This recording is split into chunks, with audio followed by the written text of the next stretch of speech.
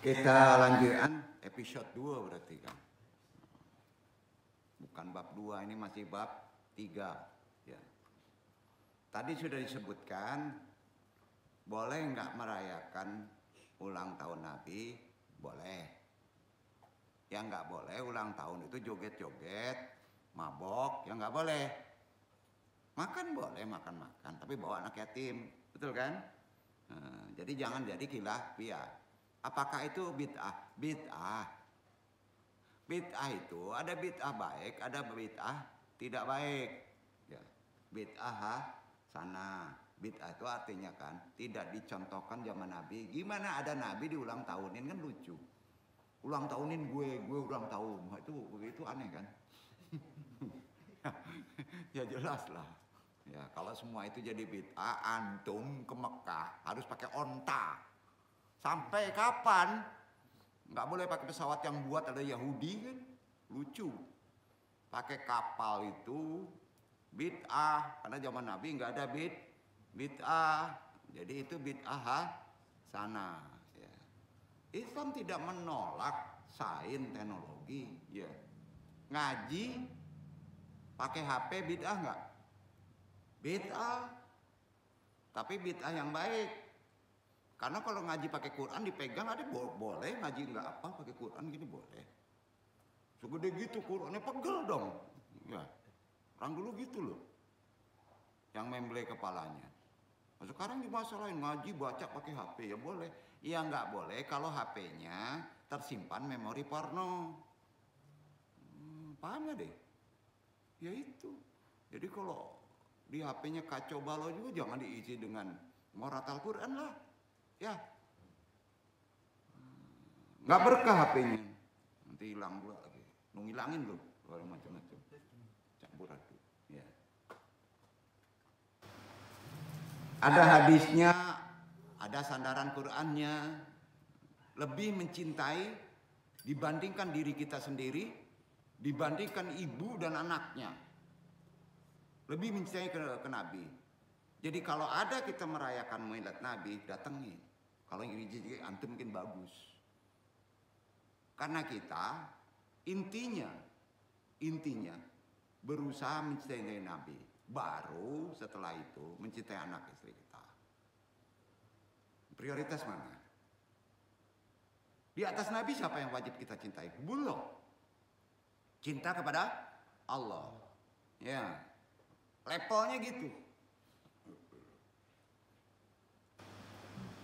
Terkait dengan mimpinya Nabi, para ulama menjelaskan bahwa cinta kepada Rasulullah SAW terbagi dua tingkatan, terbagi dua makomat.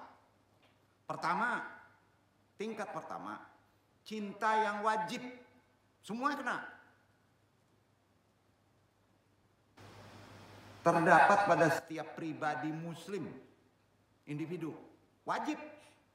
Ia merupakan dasar keimanan seseorang, yaitu keridhaan menerima dengan sepenuh hati, tidak dikotak-katik, ajaran yang dibawa Rasulullah SAW disertai rasa cinta, pengagungan, selawat kepada beliau, tidak mau mencari petunjuk di luar petunjuk Rasulullah SAW. Taat atas ajaran Nabi, meninggalkan yang dilarang oleh sunnah Nabi, mempercayai segala berita hadisnya, dan membela agamanya sesuai dengan kemampuan yang dimiliki dalam membela agama. Itu hukumnya apa? Wajib. Itu yang pertama. Yang kedua, cinta yang melebihi dari tingkat wajib. Wah, ini para sufi nih. Ya. Yaitu cinta yang membawa kepada sikap yang menjadikan Rasulullah SAW satu-satunya figur atau qudwah dalam segala segi kehidupannya, mulai dari menghidupkan sunnah-sunnahnya beliau sampai dia tidak akan putus sholat tahajud karena merasa dirinya wajib. Nabi kan nggak pernah putus sholat tahajud. Itu udah tinggi. Baik dalam bentuk kualitas, kuantitas, demikian pula dalam berakhlak. Berat. Terhadap keluarga, karib kerabat, tetangga, masyarakat, sampai dalam hal-hal adab sehari-hari. Jadi jangan dimarahin dong kalau orang berjenggot. Pakai contoh Nabi bersorban. Mungkin saja dia mengikuti tingkatan yang lebih tinggi. Tapi kalau kita nggak mampu, misal dipaksakan diri gimana nggak keluar jenggot, dijenggotin 2-3 buah, kayak lucu, kayak Konghucu. Ya nggak bisa kayak gitu, iya kan? Boleh pakaian gamis, ya, berarti dia udah melebihi Nabi. Tapi kalau pakaian gamis hari hujan ke pasar becek ya kacau juga. Tempatkan pada tempatnya. Ya. Ini paham ya, itu cara mencintai Nabi dalam konteks miladun Nabi ini. Ini belum sampai ke mimpi nih. Karena cintanya, sekarang gini, logikanya gini, antum kesengsem sama cewek, ya. Wah luar biasa pengennya, susah bener ditemuin. Sering kebawa mimpi nggak? Tanya. Sering kebawa mimpi nggak? Sering kan? Jadi kalau antum betul cinta kepada Nabi bisa kebawa mimpi. Logikanya gitu. Tapi jangan munafik ya, betul cinta ya. Cara cinta kepada Nabi ikuti tuntunan sunnahnya kan gitu. Insya Allah, jadi nggak ada amalan Nabi pakai wirid. Ya, nggak ada. Keterima nggak dalil akal? Ya ikuti aja sunnahnya. Ikuti alaknya. Orang kalau mencintai Nabi itu egois cintanya. Nggak akan ngomong keluar. Milik gua kok. Ya betul kan? Nggak akan ngomong. Oh gembar-gembar gua ngimpi Nabi. Nah, cium tangan. Gua udah pernah ngimpi Nabi. Ah itu ada maksud. Udang di balik ketek bengek kan. Banyak yang kayak gitu. Ulama banyak. Nggak ada sangkut pautnya ke situ. Sifat-sifat Rasulullah SAW selalu hadir dalam benaknya. Gimana sifat-sifatnya menggebu. Saya nggak pernah hadir. Ya arti kata tidak sejaman dengan Rasulullah. Tapi saya ingin ketemu dengan beliau. Bisa ngimpi loh. Ya. Betul kan? Nah, selalu ia jadikan sebagai teladan. Walaupun nggak ketemu. Dalam kehidupan sehari-hari hingga cinta tersebut membuatnya benar-benar rindu, ingin bertemu Rasulullah dan bersedia menebus perjumpaannya dengan Rasulullah, dengan keluarga, hartanya, apapun yang disunahkan dia keluarkan hartanya, sedekah, apapun juga. Dan ini ada sabdanya. Rasulullah SAW bersabda, An Abu Hurairah radhiyallahu anhu, anna Rasulullah sallallahu alaihi wasallam qala min ashadi ummati lihubban nasun yakununa ba'di yawadu ahaduhum laura'anya bi ahlihi wa malihi. Dari Abu Hurairah radhiyallahu anhu bahwa Rasulullah sallallahu alaihi wasallam bersabda, umatku yang amat sangat mencintaiku adalah manusia yang datang setelahku. Berarti kita bukan zaman sahabat, bukan zaman tabiin. Itu paling tinggi cintanya. Salah seorang mereka berkeinginan seandainya ia dapat melihat meskipun dengan mengorbankan keluarga dan hartanya. Jadi gimana? Kalau kita ikut milad Nabi, nggak keluar sedekah, bingung juga ya, pelit juga, kacau juga rezeki antum seret. Jadi salah satu sedekah yang makbul untuk dibalas oleh Allah adalah termasuk di hari kelahiran Nabi, mendekati hari kelahiran Nabi. Tuh. Ya. Ada yang sakit pas hari raya Nabi, kayak hari kelahiran Nabi, sakit nih, selawat, ngadain sedekah, insya Allah bisa jadi asyifa. Oh, obat. Hadir males, pas nggak ngaji, kongkongnya sampai pagi. Wah, itu selawat begadang namanya. ya, ini kan hari baik. Ya. Nah, jadi bingung diandung nih. Ya. Nah. Ada kisah nih ya. An Jubair bin Nufair an Nabihi qala jalasna ila Maqdadi bin Aswadi yauman famarra bihi rajulun faqala tubali hatta ini alaina ini alatin ra'ata Rasulullah sallallahu alaihi wasallam wallahi lawadadana anna ra'aina ma ra'aita wa syahidna ma syahidta. Itu ceritanya, iya kan? Iya kan? Oh iya ya. Jubair bin Nufair meriwayatkan dari bapaknya. Ia berkata, pada suatu hari kami duduk di dekat Miqdad bin Al-Aswad. Lalu seseorang lewat sambil berkata kepada Al-Miqdad tadi, kebaikanlah bagi dua mata ini yang melihat Rasulullah sallallahu alaihi wasallam.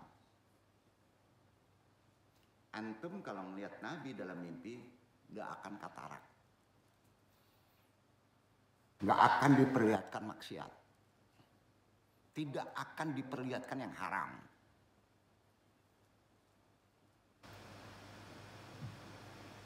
Karena ada nurin ala nurin.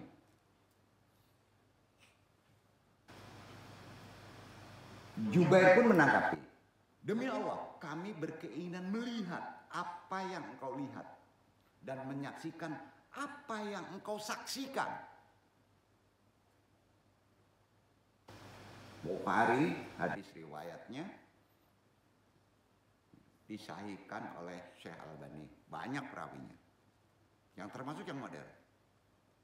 Sekarang pertanyaan, kalau zaman sahabat Nabi terbungkus dengan johir daging, tidak terlihat nurnya. Pas Nabi wafat, dagingnya udah hilang. Sampai yang ada nurinnya. Karena bukan mati tapi diberi rezeki. Ada di Quran orang-orang saleh. Maka disebut wafat. Kalau antum mimpi begitu tidak memimpi johirnya. Tubuh nurnya. Itulah yang akan membereskan tubuh. Paham? Ya.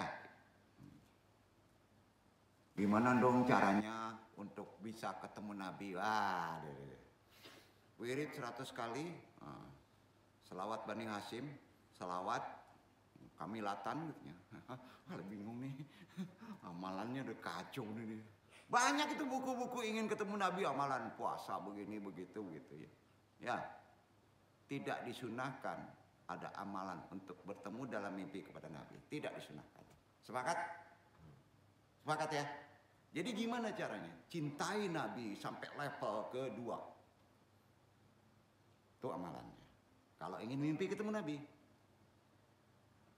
Kalau udah mimpi ketemu itu, sekali niat pengen ketemu, mimpi ya, mimpi pacar kamu yang ada di sana ketemu. Udah hidup dia. Firasatnya tinggi. Ya.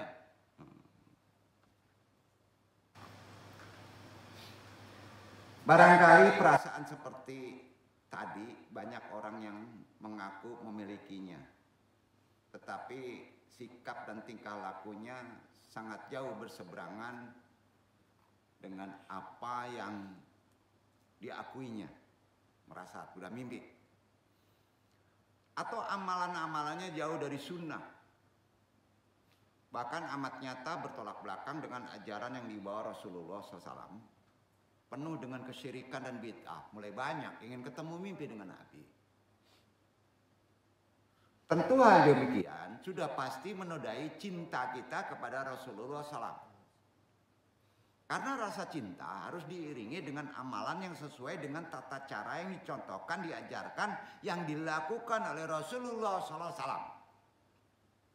Jika tidak demikian tentu cintanya akan ditolak. Rasulullah SAW sebagaimana beliau menyatakan dalam sabdanya, muttafaq alaih, kepada orang yang paling dekat Rasulullah berbicara. An Aisyah radhiyallahu anha anna Rasulullah sallallahu alaihi wasallam qala man amila amalan laisa alaihi amruna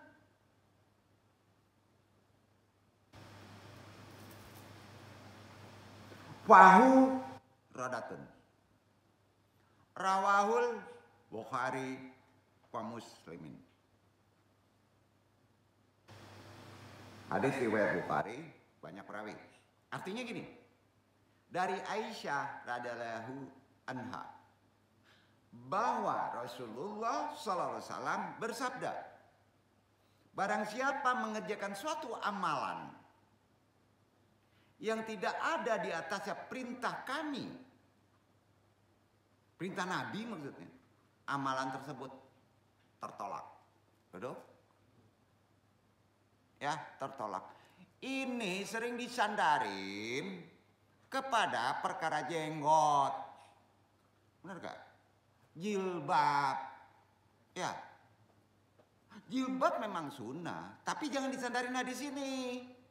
Ini sandarannya bukan ke situ. Celana cingkrang, bingung pula kamu. Nggak ngerti ilmu hadis tuh namanya. Lihatlah sejarahnya. Maka jika cinta kita ingin diterima dan tidak ditolak, salah satunya adalah beramal sesuai petunjuk Rasulullah. Begitu juga mimpi tidak ada amalannya. Karena nggak ada amalan jangan diamalin.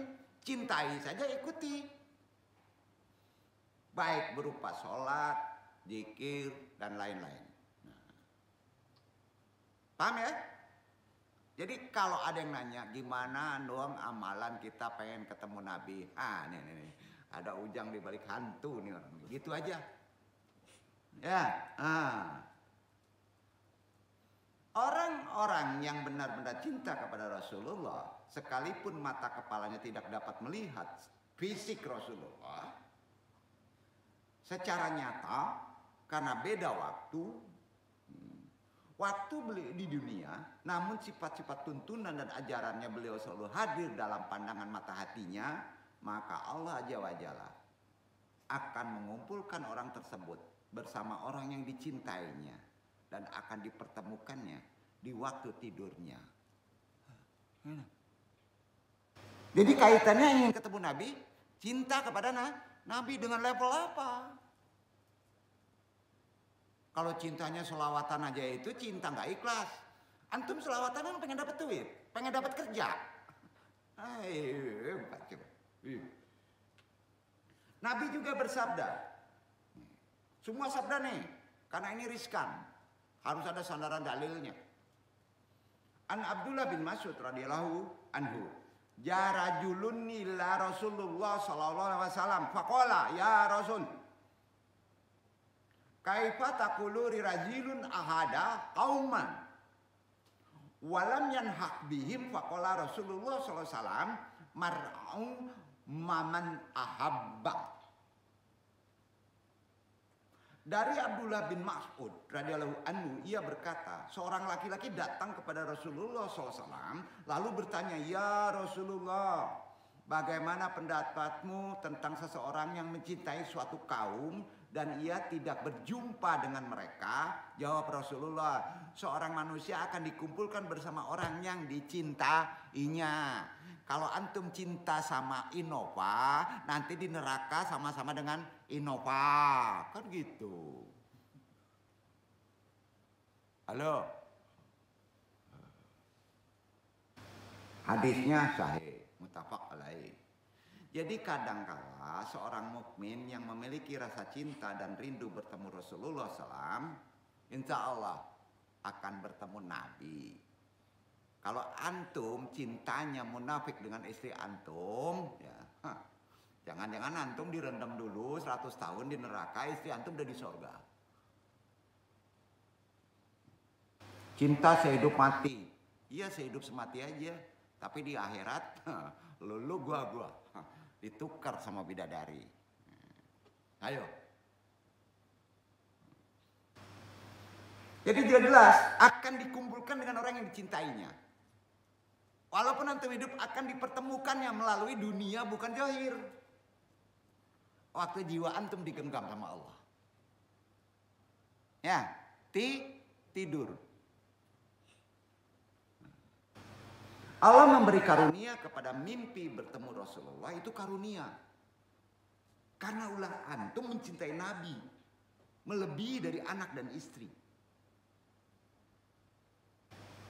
Namun bermimpi bertemu Rasulullah SAW banyak sekali zaman sekarang disalahgunakan oleh sebagian orang dalam mencapai maksud tujuan tertentu. Jangan bohong. Berbagai warna bentuk penyimpangan dalam masalah bermimpi bertemu Rasulullah sering kita temui dalam kehidupan kita. Seperti ada yang mengaku mimpi bertemu Nabi dengan pengakuan dusta sebagai modal untuk mengelabui orang mencari popularitas di kalangan pengikutnya. Padahal ia sama sekali tidak pernah bermimpi melihat Nabi SAW. Sebagian lagi ada yang mengaku menerima ajaran tertentu, ini lebih gawat lagi. Dalam mimpi Rasulullah memberi petunjuk. Ya, benar. Kalau ke Mekah harus melalui saya. Kalau nggak melalui saya, nggak sah ke Mekahnya. Masya Allah, ini ajaran sufi sase. Ada yang kayak gitu. Karena saya sudah bertemu Nabi. Wangsit dari beliau langsung kepada saya. Ada. Ini setan waswisufisu barinas. Saya mempunyai metode baru dalam beribadah. Karena saya bermimpi ditunjuki oleh Rasulullah SAW. Dan sebagian lain mengaku mendapat doa. Mengaku ada amalan zikir, selawatan yang sifatnya tertentu. Karena diberi petunjuk melalui mimpi dari Rasulullah SAW. Ada nggak yang kayak gitu? Lebih gawat lagi sekarang. Saya bertemu Allah. Allah memerintahkan melalui mimpi dengan wangsit. Waduh, kacau tuh. Udah gawat lagi. Nabi aja nggak boleh, apalagi ke Allah. Udah deh kalau udah kayak gitu, udah delete aja. Dan ada pula bermimpi sekedar melihat. Baru melihat gini, baru melihat berpakaian serba putih, pakai surban, wah, mukanya nggak kelihatan, udah memprediksi bahwa saya bermimpi Nabi. Ada itu. Dan ada lagi yang melakukan wirid-wirid tertentu untuk bermimpi bertemu Nabi. Banyak itu. Padahal tidak pernah diajarkan, tidak ada tuntutannya dalam syariat, tidak ada. Itu yang bid'ah benar. Itu yang bid'ah dolalah.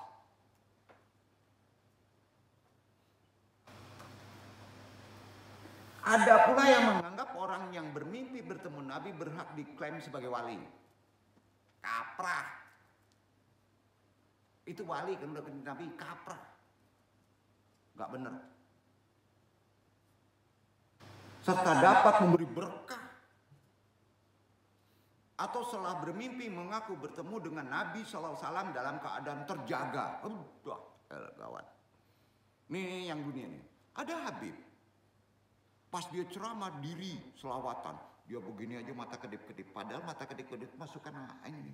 Dia sedang melihat Nabi gitu. Yang nge-share kayak gitu udah dosa loh. Ngaco. Ini akidah. Itu terjadi akhir ini, viral gitu. Hati-hati para Habib. Yang duduk juga Habib. Kesel, karena rame bener Habib nih masalah ini. Bukan keras kalau akidah jangan takut. Tidak ada tuntunan secara syariat untuk wirid dan melihat Nabi melalui mimpi, tidak ada. Jadi udah tahu cara ingin melihat Nabi gimana. Ikuti sunnahnya dengan level mencintainya dengan level yang paling tinggi. Betul kan? Jadi mengaku bertemu dengan Nabi SAW dalam keadaan terjaga lebih gawat lagi. Terjaga tuh, sadar. Ada Habib yang kayak gitu. Nggak boleh disebut Habibnya ya. Agar kita selamat dari penyimpangan seperti tadi, taklim. Kalau antum pun yang duduk nih salah, tanggung jawabnya ngempuk ke sini. Itu resikonya. Maka selayaknya kita menyimak kejelasan melalui taklim dengan ulama yang benar ya. Nggak perlu populer. Bila perlu belajar kucing. Oleh sebab itu, bahasan Risalah Andung kali ini, Miladun Nabi sengaja Andung angkat seputar pembahasan mimpi bertemu Nabi di hari bulan tahun baik ini. Pertanyaannya sekarang, mungkinkah mimpi bertemu Nabi Muhammad SAW dan hakikatnya apa sih?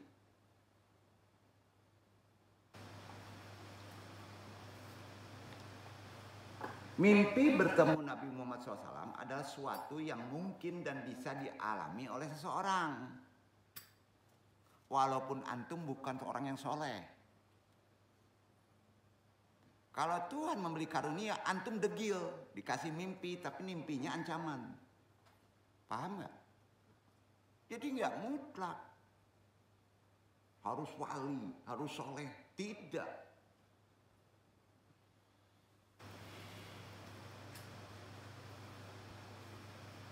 Ini dijelaskan oleh hadis yang sahih, termasuk penjelasan ulama dan penjabarannya. Dasarnya itu, An Abu Hurairah radhiyallahu anhu, an-Nabi sallallahu alaihi wasallam, qala wa man ra'ani fil manami faqad ra'ani haqqan fa inna syaitana layatamatallu fi syurati wa man kadaba alayya muta'ammidan falyatabawwa maq'adadan minan nar. Abu Hurairah radhiyallahu anhu meriwayatkan dari Nabi sallallahu alaihi wasallam. Beliau bersabda, barang siapa melihatku dalam mimpi, maka sungguh ia telah melihatku secara benar.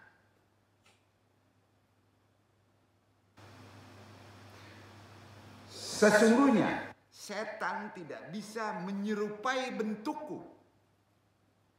Barang siapa yang berdusta atasku secara sengaja, dia merasa melihat Nabi dengan ucapan, dengan perasaannya saja, maka dia sudah mengambil, mengkapling tempat duduk di neraka. Hadis Bukhari Muslim. Ayo, ngeri nggak? Ngapling di neraka, di kapling neraka, gila. Walaupun dengan bahasa sindiran, saya nggak bisa ketemu Nabi karena saya merokok. Nabi nggak suka rokok, padahal entenya yang pengen dihargai. Bahaya itu, udah ngapling neraka itu. Janganlah, jangan main-main kalau itu. Cintai aja, paham ya? Sakralnya tinggi loh.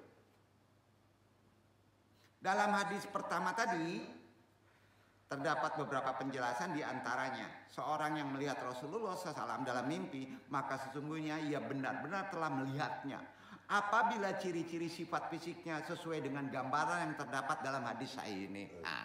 Nih, iya dong, gambarannya kira-kira gimana dong? Nah, nih, jika ciri-ciri sifat fisiknya tidak sesuai, Jumhur ulama, kesepakatan ulama, memang beda pendapat tentang hal ini. Sebagian ulama berpendapat makna mimpi perlu ditakwilkan setelah ada tafsir. Hal itu pertanda tentang kekurangan yang terdapat pada diri orang, tentang kekurangan yang dapat pada diri orang yang bermimpi tersebut dalam beragama. Kalau langsung ditakwil, ada kekurangan. Hati-hati perkara mimpi. Atau sebagai pertanda terjadinya kerusakan dalam mimpi, dalam kehidupan beragama di tengah-tengah masyarakat. Maka jadi random. Oh, random. Sulit dijangkau oleh akliyah. Sebagian ulama lain berpendapat bahwa ia tidak melihat Rasulullah SAW karena ciri-ciri sifat fisiknya tidak sesuai dengan ciri-ciri fisik Rasulullah SAW. Ya, tidak sama fisiknya. Tetapi setan berupaya menipunya dalam mimpi tersebut. Dengan cara mengaku sebagai Nabi SAW. Sekalipun setan tersebut tidak mampu menyerupai ciri-ciri fisik Nabi. Nggak mampu. Makanya sering dilihatin jubahnya aja. Ya. Oleh sebab itu, sebagian para sahabat, tabi'in, jika ada seorang mengaku bermimpi dengan Nabi Sallallahu Alaihi Wasallam, mempertanyakan ciri-ciri sifat fisiknya. Ciri-ciri apa? Mana sifat fisiknya gimana? Bukan ruhaninya dulu, fisiknya. Kalau ruhaninya udah tahu. Akhlak paling baik. Paling gitu ya. Hal ini ditegaskan oleh Ibnu Syirin dalam ungkapan beliau. Perhatikan. Aindama yurahi fi syurati hakikayati lenabi sallallahu alaihi wasallam. Apabila ia melihat dalam bentuk rupa Rasulullah SAW yang sebenarnya, sebagaimana Ibnu Hajar menyebutnya sebuah riwayat dengan sanad yang sahih dari Ibnu Syirin rahimahullah, man akrabahu annara an-nabiyya sallallahu alaihi wasallam fil manami. Apabila ada seseorang mengisahkan kepadanya bahwa ia melihat Nabi SAW dalam mimpi, maka Ibnu Syirin rahimahullah berkata, kabirini an mu'asyafi syaksi aladi ra'aituhu. Sebutkanlah padaku ciri sifat-sifat orang yang engkau lihat tersebut. Jika orang tersebut menyebutnya sifat yang tidak dikenalnya, maka Ibnu Syirin rahimahullah berkata, fil hakikoti an la tarahu. Sesungguhnya engkau tidak melihatnya. Langsung. Berikutnya Ibnu Hajar rahimahullah menyebutkan pula riwayat dari Ibnu Abbas dengan sanad yang Yazid Ibnu Kulayb berkata, qultu li adni Abbasan ra'aitun nabiyya sallallahu alaihi wasallam fil manami. Dalam mimpi maksudnya. Aku katakan kepada Ibnu Abbas, aku melihat Nabi sallallahu alaihi wasallam dalam mimpi. Ibnu Abbas langsung ngomong, qul liyal khasyaisha. Qul liyal akasyaisha. Sebutkanlah ciri-ciri sifatnya padaku. Langsung ke situ. Ibnu Kulayb berkata, pada karatil Hasan bin Aliyin summa koran tahu. Aku sebutkan Hasan bin Ali, lalu aku serupakan dengannya seperti cucunya. Jauh itu Nabi dengan Hasan cucunya. Jadi orang masih ketemu dengan Hasan. Kalau seperti Hasan itu benar. Hasan bin Ali. Antum aja kita aja nggak ketemu mau ngelihat Hasan. Nah. Ibnu Abbas radhiyallahu anhu pun berkata, hakon lakotra aituhu. sungguh engkau telah melihatnya. Langsung gitu. Kalau seperti Hasan bin Ali. Hadis ini menunjukkan tentang kesempurnaan bentuk fisik jasmani Nabi yang sangat rupawan, sehingga setan tidak mampu menyerupainya. Logikanya, karena setan diciptakan seburuk-buruk manusia. Jadi kesempurnaan tersebut ditambah lagi dengan kemuliaan sifat-sifat ruhani beliau. Sifat setan kebalikan sifat ruhani beliau. Tentu setan tidak akan mungkin untuk meniru menyerupainya, karena bentuk asli jasmani setan diciptakan sejelek-jeleknya makhluk. Oleh sebab itu Allah Azza wa Jalla dijadikan sebagai simbol yang disebut seperti pohon jakum. Pernah kaji? Pohon jakum yang menjadi makanan penduduk neraka.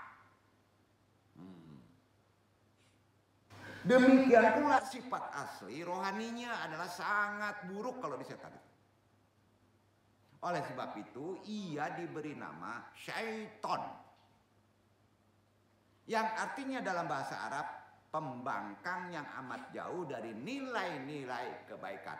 Pertanyaan, kalau syaitan itu artinya pembangkang yang sangat jauh dari nilai-nilai kebaikan, itu artinya. Jadi penggalan akhir dari hadis tadi terdapat larangan sekaligus ancaman bagi orang yang berbohong, orang yang berdusta dalam hal mimpi bertemu Nabi sallallahu alaihi wasallam. Penutup hadisnya tentang mimpi tersebut, sabda beliau, man kadaba ala iya muta'amidan faqadi atakada mako aduhu minan nar. Barang siapa yang berdusta atasku secara sengaja, maka ia telah mengambil mengkapling duduk dalam neraka. Tadi kan disebut. Nah, jadi pengakuan bertemu Nabi dalam keadaan terjaga lebih gawat lagi. Bangun. Nggak mau tahu Habib ngomong kayak gitu, sesat ya. Nggak boleh, nggak bisa. Jadi sebagian dari orang-orang sufi menganggap bahwa mereka bisa melihat Nabi dalam keadaan sadar dan terjaga, dan ikut menghadiri perayaan Maulid disebut pula bersamaku. Waduh, keyakinan ini adalah keyakinan batil. Batil, sangat bertolak belakang dengan Al-Quran, hadis Rasulullah SAW, serta ijma para ulama. Jadi mereka menyandarkan pandangan mereka pada hadis berikut. An Hurairah radhiyallahu anhu, qala samatun nabiyya sallallahu alaihi wasallam, yaqulu man ra'ani fil manami fasayarani fil yaqajati walayatamat talu asyayyi tanuhu biqala Abu Abdullah qala Ibnu Sirin ida ra'ahu fi suratihi. Abu Hurairah radhiyallahu anhu berkata, aku mendengar Nabi SAW bersabda, barang siapa yang melihatku dalam keadaan mimpi, maka ia akan melihatku dalam keadaan terjaga, dan setan tidak mampu menyerupaiku. Arti kata, kalau mereka bermimpi, ya ini dong curai dulu, ya, maka dalam keadaan sadar dia juga bisa melihat. Dalam keadaan sadar. Ingat sadar ini kapan? Kapan antum sadar? Di sini antum belum sadar. Sadar setelah nanti. Setelah di alam lain. Duduk. Wallahu alam bisyawab. Mudah-mudahan bermanfaat dan banyak berkah di hari baik, bulan baik ini. Banyak maaf agak tegas karena terkait akidah orang-orang zaman sekarang. Baik dong, wassalamualaikum warahmatullahi wabarakatuh.